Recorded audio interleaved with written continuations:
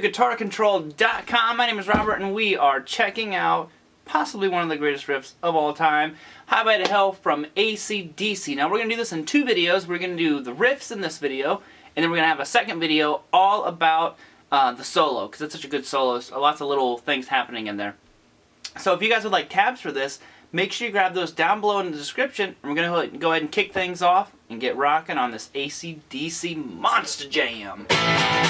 Okay, so let's go ahead and talk about what we're going to be doing today. So we are working on all the rhythm parts to Highway to Hell. So it starts out like this. I'm going to go ahead and play it for a minute, and then we'll kind of go through some different options that you have to play these riffs. As far as strumming, my hand's not really doing much. It's just kind of like a straight strum, so don't worry too much about your picking. Some people I know like to do all down. Some people like to alternate strum. Totally up to you. This one's not real crucial on either of those. So.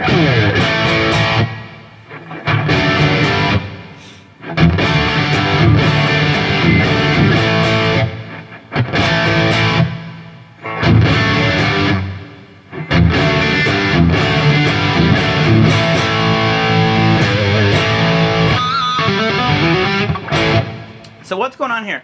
Well, first off, there's a couple different ways to play that one chord here that I'll cover, and I've seen Angus. He does it. How does he do it?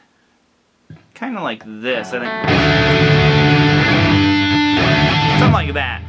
It's the same notes. We're just gonna do, I think this other way is a little bit easier, so I'm gonna do that one. Like I said, if you watch him, I think Angus uses different fingers to play that chord. So it starts out with an A5 chord. Now that's just something playing open A string, second fret on the D, and second fret on the G. And you can do it 3 times. That's why I said I'm going down, up, down when I strum, but you could easily just do down, down, down. Okay? Now here's the kind of like the tricky chord of the whole deal. And what this is basically, if you see it written in a lot of tabs and stuff like that, are going to say D/F sharp or F sharp / D, however they decide to write it, I guess. But it's basically a D sus2 chord, which is just open D, 2 on the G, and 2 on the B, and then open high.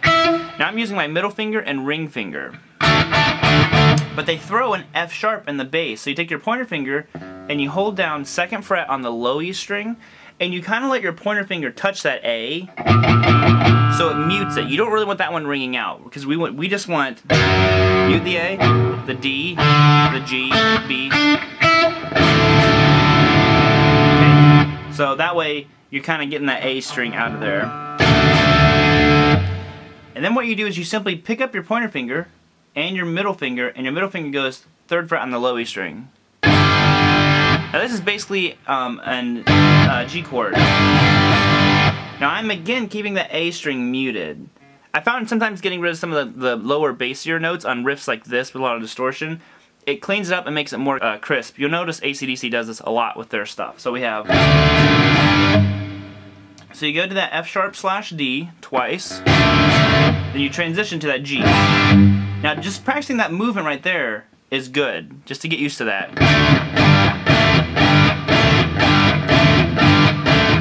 And like I said, I think Angus does it. So it's whatever you feel comfortable as far as fingerings. To me, that one is just easier. So that's the intro. So you have the A5 3 times, then you go F sharp / D, G, then you do it again. Then you do it 1 time, and you go to your A5 again. So.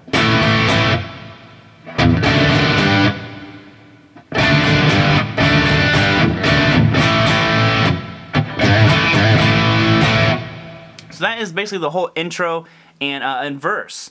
So next you have the little bridge, pre-chorus section that leads you into the chorus. And I've seen it played a couple different ways. It's the same chord again, kind of like that other part. I've seen some people, and Angus, it's just an E5, so it's open low E, 2nd fret on the A, and 2nd fret on the D, and you just do like a build up. So you kind of start palm muting and you slowly get louder. I've also seen some people play it up here in E5, so open low E, 7 on the A, and then 9 on the D.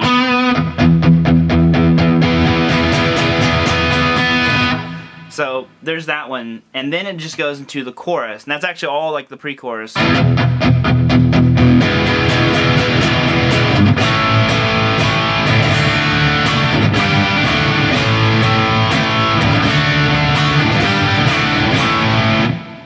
So for the actual chorus, it is an A5 again. So an A, second fret on the D, second fret on G.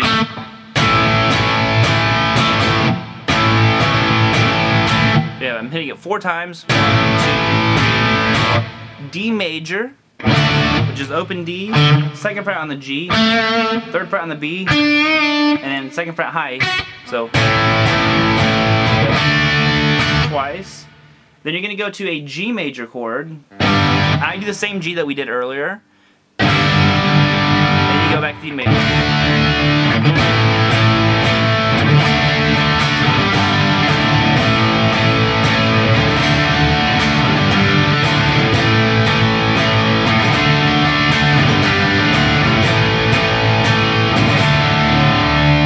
You notice on that last time, I go from A, and you go to that D and just let it ring out. You're going to go back to...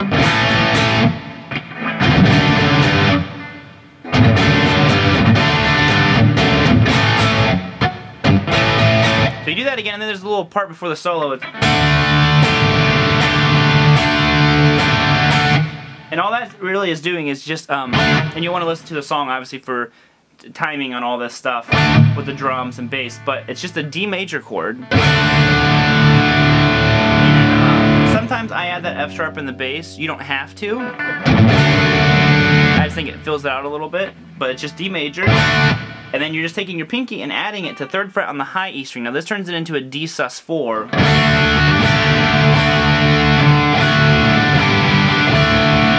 Okay, so just D sus4, and you're kind of bouncing back and forth between those. This is right before the solo.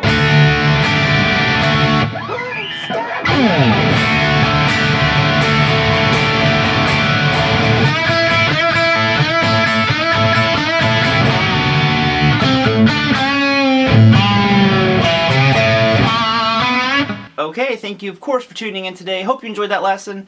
Make sure you grab those tabs, that way you can follow along with all the stuff that we're going over. And other than that, I think we're all set. So have a great day, and I'll see you.